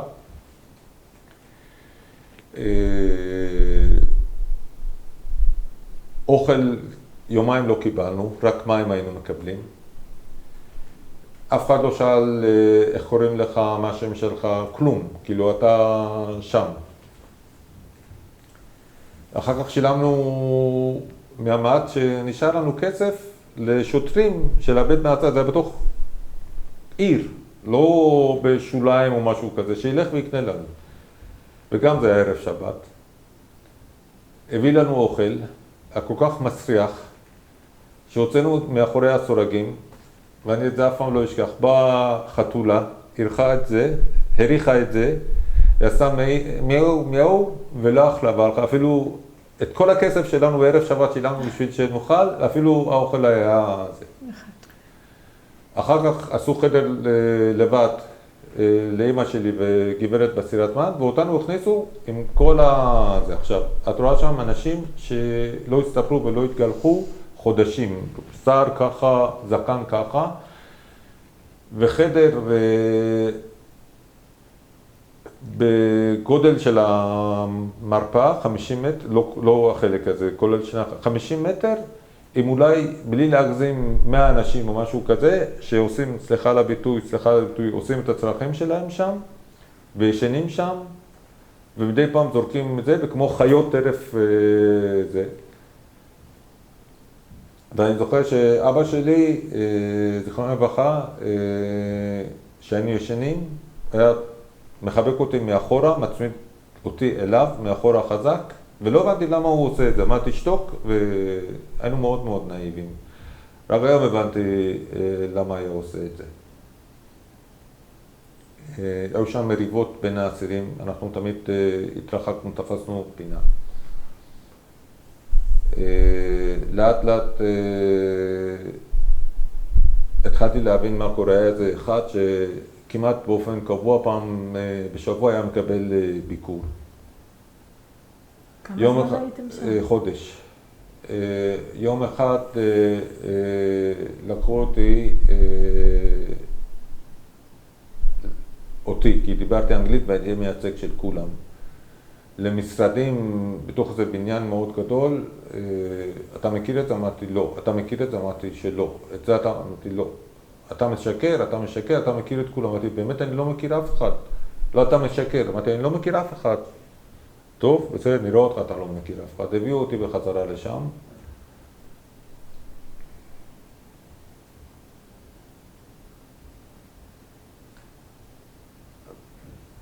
ואז התחילו להרביץ לי בחצר של הבית כלא, לכסח אותי במכות. וזו פעם ראשונה שראיתי את אבא שלי ממש בוכה.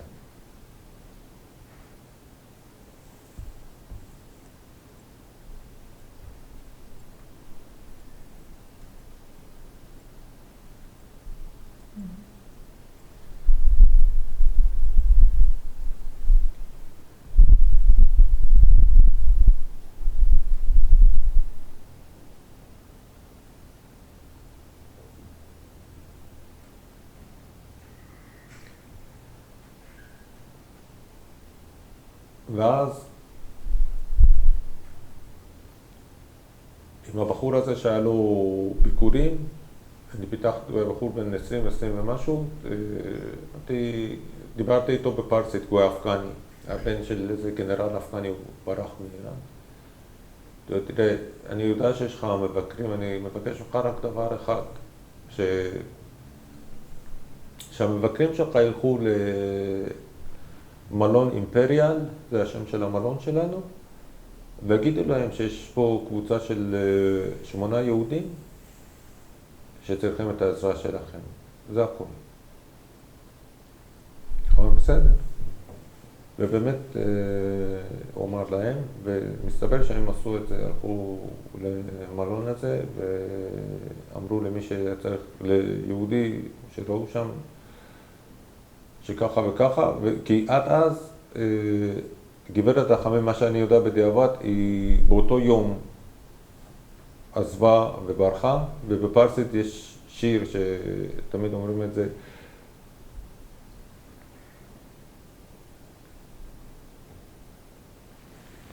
היווי برشکاری کزیاد رفته باشد در ناماندسیدی سیاد رفته باشد امشب صدای تیشه از بیستون نیامد شاید به خواب شیرین فرهاد رفته باشد. זה מספר בעצם על טרף שנלקח בפח והצייד שכח בכלל שיש לו שם טרף והוא תקוע שם ולא מה לעשות. אז בדיוק מה שקרה לנו, היא ברחה ולא יודע אם היא הודיעה, לא הודיעה, מתי הודיעה שאנחנו שם בכלא ואף אחד, ומשפחה שלי באיראן משתגעים ואח שלי בישראל משתגע ואף אחד לא יודע מה קורה איתנו.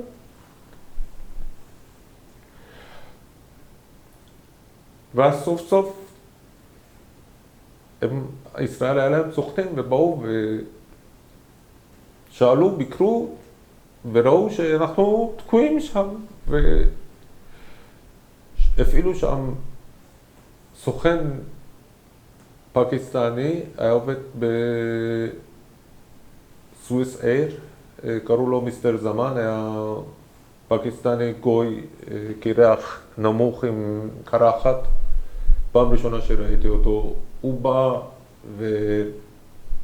ונתן לנו קצת עידוד, שאל תדאגו, אנחנו נטפל בכם, אתם בידיים טובות וזה.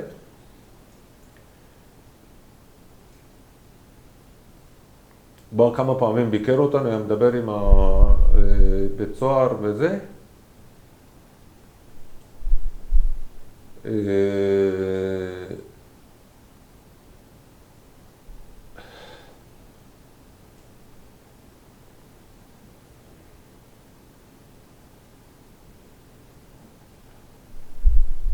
אני מצטער, אני שכחתי חלק מהדברים, לא זוכר בדיוק מה היה, אבל היה קטע שפעם אחת באו ואמרו לו תיכנס לבפנים, תיכנס לבפנים, גם אותו הכניסו לתוך זה, ואני זוכר שהוא בן אדם היה שחור, כמו אתיופים, לא כמו אתיופים, כמו אנשים אמריקאים, השחורים האלה, פתאום הוא נהיה כמו אתיופים, הוא כאילו הצבע שלו ירד, לא לגמרי, אבל הוא נהיה חיוור. אתה יודע על מה הם עצרו אותך? זה שהייתם בלי ניירות? היה לנו ניירות, היה לנו דרכון מזויף.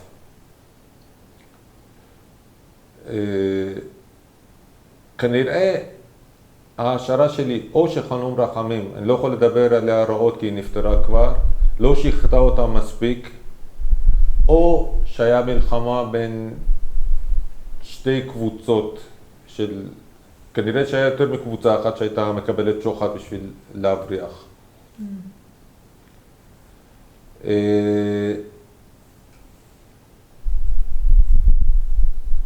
זה אחד משתי הסיבות האלה, אין סיבה אחרת. אחר כך היו חקירות, כמה זמן היו מזמינים אותנו איפה אתה גר, ומרוב שהייתה לנו אהדה וזה גאווה גדולה, לא רצינו, ידענו שזה דרך היחידה של יהודים מאיראן לברוח, לא רצינו לפגוע בזה. לא רצינו בשום פנים לפגוע בזה כדי שיהודים אחרים יוכלו, אז לא מסרנו, גם עשו מה שעשו, לא מסרנו להם מידע אמיתית. איפה אתם גרים? המצאנו שם של רחוב. והיינו חוזרים על האינפורמציה והם היו שואלים אותנו שוב ושוב איפה אתם גרים, מה מספר הטלפון, מי יש לכם באיראן, כל הסיפור מומצא, לא זה. יום אחד מיסטר זמן בא ואומר, זהו, עכשיו אנחנו הולכים לבית משפט. בבית משפט הכל יהיה בסדר, אתם אל תדאגו. אנחנו מחכים שנגיע לבית משפט, פתאום אנחנו רואים רחובות מוכרים. הוא מכניס אותנו למלון שלו, מה? מיסטר זמן, אל תדאגו, הכל בסדר, הכל יהיה בסדר. בית מלון? כן, בית מלון. אבל זה בית מלון שלנו? כן, אל תדאג, זה בסדר. נתנו לנו חדרים, לא אותם חדרים, היו חדרים פושטים. בלילה הראשון שישבתי, והעכבר עבר עליי וכמעט מוטטתי מפחד. גברת בסירתמה, באותו לילה עכבר נשך אותה והייתה צריכה לקבל טיפול רפואי תכוף, ונתקענו שם כמה חודשים. נזכרתי מה רציתי להגיד. בכל זאת, אחרי זה לקחו אותנו לתחנת משטרה, משהו כזה, ושם את מי עצרו? את מיסטר זמן. והוא נתן לי טלפון וכתובת של מישהו שאני אלך ואגיד לו שעצרו אותו ושהוא יבוא ויעזרו לו וישתחרר. וזה מה שעשיתי ובאמת הוא שוחרר. בינתיים אנחנו נתקענו שם, כל האנשים שהגיעו אחרינו, אחד אחרי שני, היו מפונים, באים לארץ, ואנחנו כאילו בית של קבע, אדון בסירתמה שהיה לחוש הומור, טוב, מי בא איתי? אני רוצה ללכת לבחור מקרר, טלוויזיה, תנור, אנחנו כנראה נעשה פה... ואח שלי היה מתקשר, אמרתי לו, תגיד להם בישראל שאם הם לא... כמה זמן? חצי שנה? מספיק, אנשים תוך יומיים היו בישראל, אני הולך לעשות שם בלגן, אני אגיד, אספר לכל כלי תקשורת, 40 שנה סתמתי, לא אמרתי, כי אני דואג לאחים שלי באיראן, שלא קרה כלום, כי הם אחים שלי. לא יכולתם אפילו לספר את זה. כן. ולא סיפרנו את זה. כי לא רצינו שאנשים ידעו. וזהו, בגדול, אחר כך. מדינת ישראל, איפה היא קשורה לזה? מדינת ישראל הצילה אותנו, היא עשה מה שיכלה לעשות. היא... דרך אותו מיסטר זמן, בגלל שאנחנו היינו מוכרים וכבר היה לנו סיפור, אפילו כתבו עלינו בעיתונות, יש לי את הפרקי עיתונות שזה, היינו שם פצח, עשינו שם פצח, רק להזכיר את זה.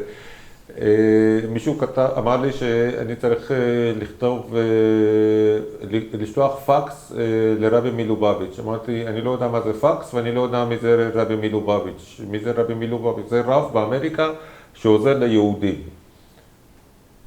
אוקיי, מה זה פקס? מה אתה לא יודע מה זה פקס? אמרתי, מאיפה אני יודע? כאילו, אני לא ידעתי מה זה פקס. אתה הולך אומר למישהו, זה כמו טלגרם, אבל זה יותר מהר מטלגרם.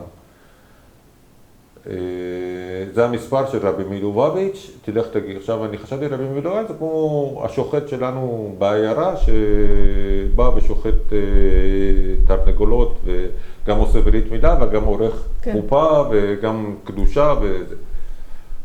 אז אני כותב לרבי מלובביץ', אנחנו קבוצה כך וכך של היהודים, ונתקענו ואנחנו צריכים עזרה, בישראל אנחנו לא מקבלים זה, וגם בנוסף לכל הזה, יש פסח עוד מעט, ואין לנו לא מצות ולא שום דבר. ושלחתי, לא במלון שלנו, במלון אחר שלא יהיה מעקב אחרינו, שילמתי כסף, שלחתי את הפקס, וזהו, שכחתי מכל העניין. שבועיים לפני פסח, בא פתאום מישהו שלבוש מוזר, יש לו מעיל שחור עד לפה, כובע כזה וזקן. אומרים מישהו מחפש אותך. אני מסתכל בן אדם, מאיפה השד הזה בא, כאילו, מה זה הבן אדם המוזר הזה עם מעיל ארוך וזקן וכובע? הוא מתחיל לדבר איתי באנגלית, קוראים לך רוברט? אני אומר, כן. אתה שלחת פקסימיליה? אני אומר, מה זה עכשיו, מי זה בא עכשיו? להגיד לו או לא להגיד לו? אז אמרתי, כן, שלחתי פקסימיליה. אבל אל תפחד, אני אומר, מה אתה אומר? לא לפחד, טוב, אני לא מפחד, למה אני צריך לפחד? אז הוא אומר, רב מלובביץ' שלח אותי. מתי אתה רב מלובביץ'? לא, אני לא רב מלובביץ', אני חבר של הרב מלובביץ'.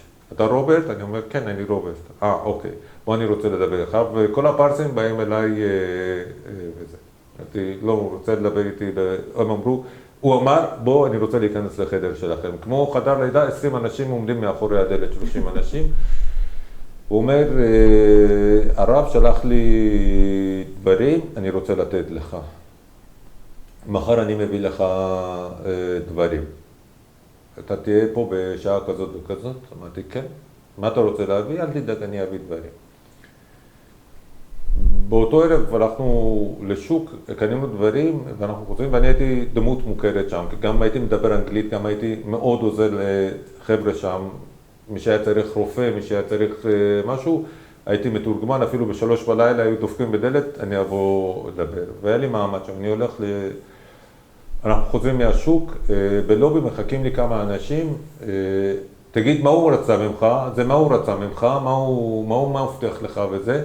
אני בא לי לקחת את האבטיח שקניתי, לשבור אותה על הראש, תסתמו, אני לא יודע, הוא אמר אמרתי לכם שהוא רוצה להביא משהו לפסח כנראה, אני לא, איך הוא בא לך רק, אמרתי, כי אני יודע אנגלית, ואני גם שלחתי פקס, ופשוט ערב רב, כאילו, הבטיח לי פנינים, מטבעות זהב, לא יודע מה הוא הבטיח לי, הם רצו שחלילה לא זה. הוא בא, מביא איתו כמה קופסאות, היה שם מצות, היה שם נקניקים, וכמה בקבוקים קטנים של יין. ואמר שאתה מחלק את זה לכולם, וזה באמת מה שעשיתי, שווה ושווה. לכל משפחה היה מצות, מעט. איזו חבילה קטנה של מצות, נקניק אחד, ובקבוק של יין. שבת אחד הוא נשאר איתנו. לספר תורה, שם ספר תורה מודפס והתפללנו ביחד, אבא שלי תמיד היה מתפלל, כי זה גם שנה של אמא שלי והוא גם היה חזן. בכל מקרה הוא מתחבר לאבא שלי ואבא שלי ידע עברית והוא דיבר איתו בעברית, לא רק איתי באנגלית.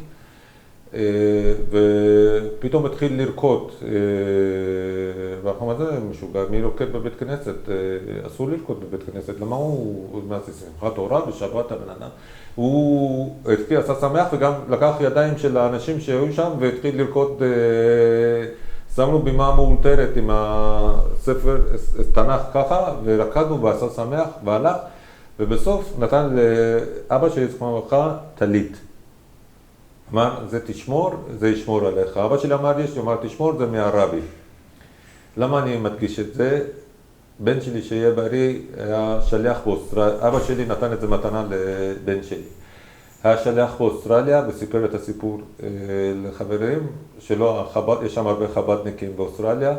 אמרו, אנחנו רוצים לראות את זה, וכולם באו ונגעו בזה, ואחד אמר, תשמע, יש מושג שנקרא גניבה חסידית. הוא אומר, מה זה גניבה חסידית? לשם מצווה מותר לגנוב, זה חפץ מאוד יקר, זה של רבי מלובביץ' וזה, ומאז הבן שלי שומר על זה כמו לא יודע מה, זה הטלית שלו עדיין, זה אותו טלית מפקיסטן.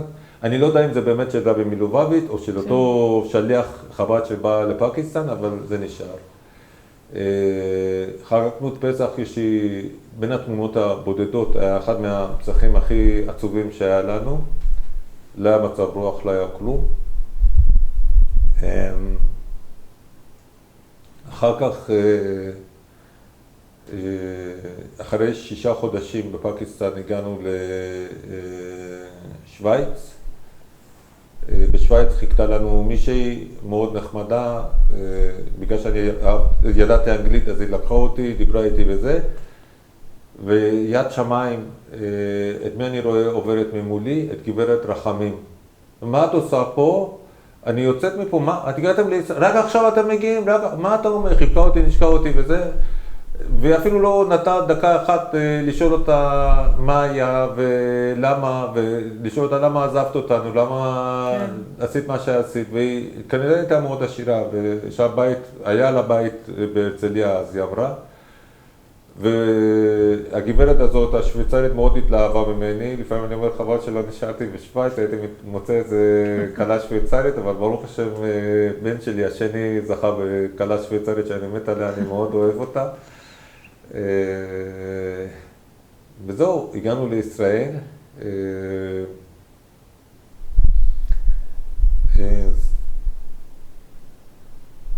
אבא שלי, בגלל שהוא שמע כל מיני סיפורים, הוא אמר, אם מישהו שואל אתכם מה זה, תגידו מתנה. מילה בעברית. מה זה מתנה? מתנה, תגידו מתנה. ומה?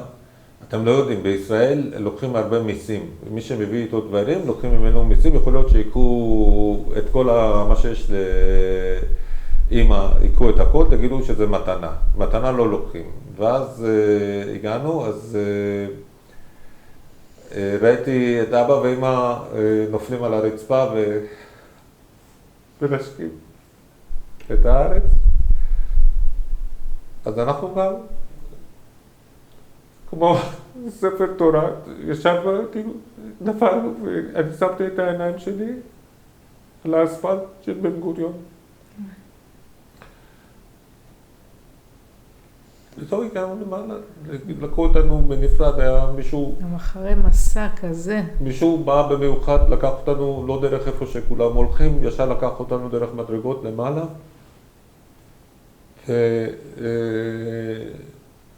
וזהו. מי שהיה שם, החבר של אבא שלי מלפני 60 שנה, אומר, תגיד איפה אתה רוצה להיות במרכז? אתה רוצה חולון, אתה רוצה חיפה, אתה רוצה ירושלים? תגיד, ואח שלי כמו מטומטם בא ואומר, לא. הוא יבוא איתי לבאר שבע, הוא מסתכל עליו, כאילו, מה באר שבע? אני גר בבאר שבע, אני לוקח אותו לבאר שבע. ואבא שלי, בן שלי, הרבה שנים בישראל, הוא יודע מה זה באר שבע.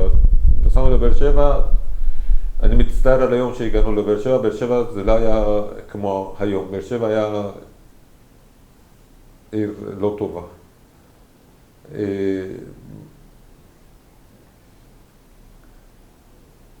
בגדול יש דברים, אנקדוטות, אבל אני מעדיף להשאיר אותם, אנקדוטות לא שמחות, אנקדוטות אישיות מאוד ועצובות מאוד, מאוד, מאוד, מאוד עצוב, מאוד עצוב, אבל אני לא רוצה לספר עליהם, כי אף פעם לא אמרתי לאף אחד.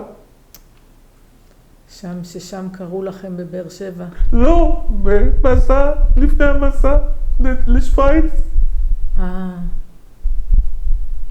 אבל לא סיפרתי ואני לא רוצה לספר.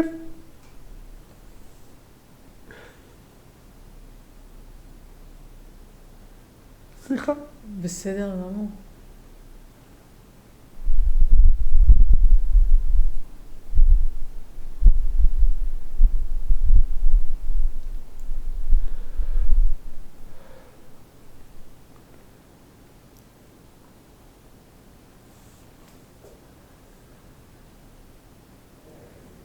טוב.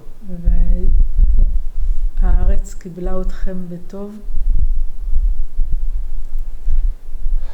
ברוך השם, תמיד צריך להגיד ברוך השם, כן, מה זה? תמיד מספר שכל מה שיש לי, הקדוש ברוך הוא נתן, לי שום דבר לא ממני. אז היה אסור להחזיק חשבון מטבעות זר, אז אחי הביא $32 שאני אפתח חשבון בנק. אחרי כמה ימים אני מקבל מכתב, לא ידעתי, לקח את זה למישהו במשרד הקליטה. הוא אומר לי, לקחו לך $5 עמלה. אני אומר, על מה? הוא אומר, מי שפותח חשבון, אמרתי, ריבונו של עולם, אין לי גרוש על הנשמה, אני מאוד מאוד עשיר. אז בהמשך לזה, כל מה שיש, ברוך שם לא חסר, אני תמיד אומר תודה לאל, הקדוש ברוך הוא עזר לי.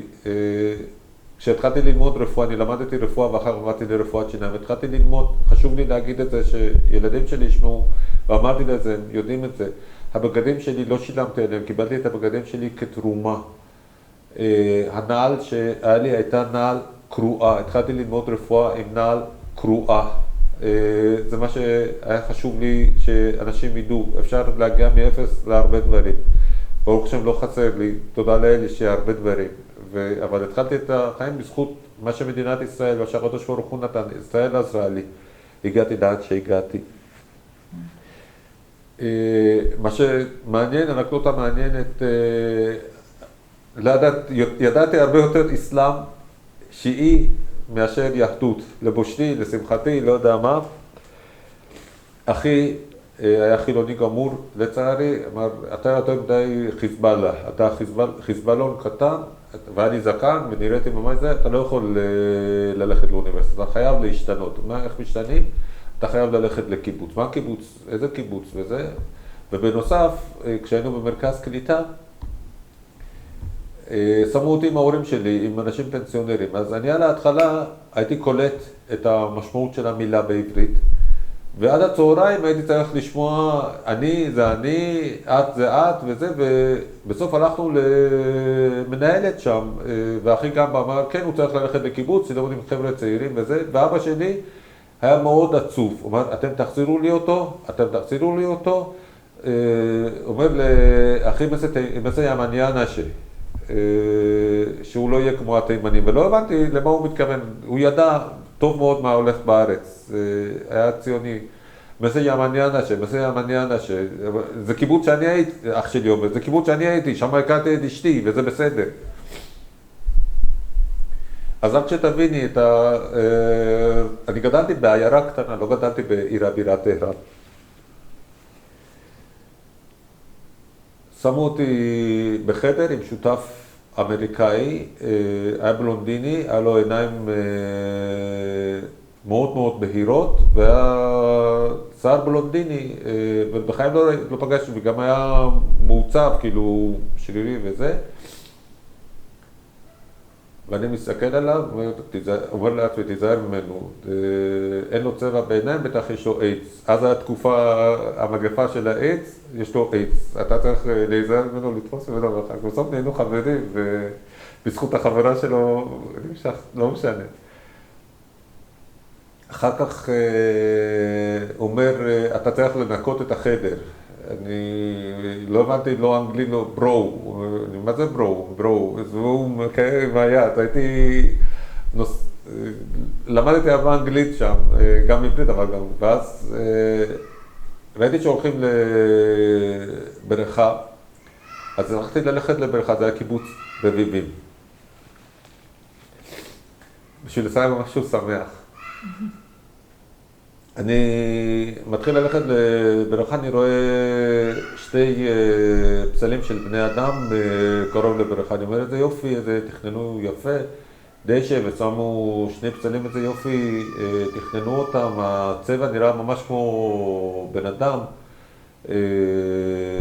תראה, לא, בעצם זה בובה, לא יכול להיות שזה פסל, פסל לא יכול להיות, זה בובה, זה בטח בובה. תראה איזה שערות עשו לבובות האלה, יש להם שיער בלונדיני, אבל למה, זה נראה לי בובה של אישה, למה לנשים האלה יש רק תחתונים ולמה הם שופכים על הרצפה? והבנתי שהן בעצם עושות מקלחת שמש, כן, הן משתצפות. וזה היה, כאילו, בשבילי היה אסור לראות שיער של בחורה באיראן, כי כולם שם חייבות ללכת עם חיג'אב. וזה היה, אח שלי הציג את מה שרצה, היה הלם תרבותי. כן. מאוד גדול, אבל משם התהפכתי, לאט לאט התקרבתי לאחדות, וזהו, כאילו... בגדול. כן, אז רוברט, אני אשאל אותך לסיום, אם יש איזה מסר שאתה רוצה להגיד לאנשים שרואים את הסרטון הזה, אחרי כל החוויה שסיפרת לנו עליה, על העלייה, על איראן, על... המסר הוא זה שאין לנו ארץ אחרת, אחרי הקמת מדינת ישראל, לעניות דעתי שלי, לא רק שליהודים אין מקום אחרת להיות בו, אלא אסור ליהודי להיות במדינה אחרת חוץ מארץ ישראל, למרות כל הקשיים. אנחנו עכשיו נמצאים באחד מימי לחימה קשים של מלחמת חרבות הברזל, ואנחנו 3 שבועות אחרי האסון הנורא שקרה לנו בשמחת תורה. לעניות דעתי, עם כל הקשיים, המקום הטוב ביותר ליהודי זה ארץ ישראל. זה לא משנה אם אתה דתי, אם אתה שמאלני, אם אתה חילוני, אם אתה מזרחי, אם אתה אשכנזי. די, כל עוד שלא הייתה לו מדינה, אז היה לנו תירוץ לחפש כסף, לחיות בתנאים יותר טובים, אבל ריבונו של עולם. אנשים לא מבינים שיש לנו מדינה, וצריך להעריך את המדינה, וצריך להילחם עליה, וצריך אפילו למות בשביל המדינה שלנו, כי אין לנו ארץ אחרת. אפשר לנסות לשפר את התנאי חיים, אבל יהודי, אם אתה באמת מאמין שיהודי, ואתה באמת מאמין שאתה חלק משרשרת הדורות, תראה מהאבא שלך, מהסבא שלך, מהסבא רבא שלך, ותלך אחורה, תראה. סיפורי תנ"ך זה לא סיפורים של הארי פוטר, זה לא פנטזיה, זה סיפורים אמיתיים, באמת חיו פה יהודים, וזה ארץ שלנו, ואין לנו ארץ אחרת, באמת אין לנו ארץ אחרת. ואנחנו חייבים להילחם עליה, ולמות עליה, ואם צריך, וצריך לעשות הכל. כדי שהארץ לא תילקח מאיתנו, ושכל יהודים לבואו לישראל, וחבל לי שהחיות שלי לא חיות פה, חיות מארצות הברית. אני חושב שהם היו פה, אז הילדים שלהם גם היו יהודים. האחרים שלי, הידע שלהם ביהדות זה כמו הידע שלי שאני באיראן, וזה לא רק...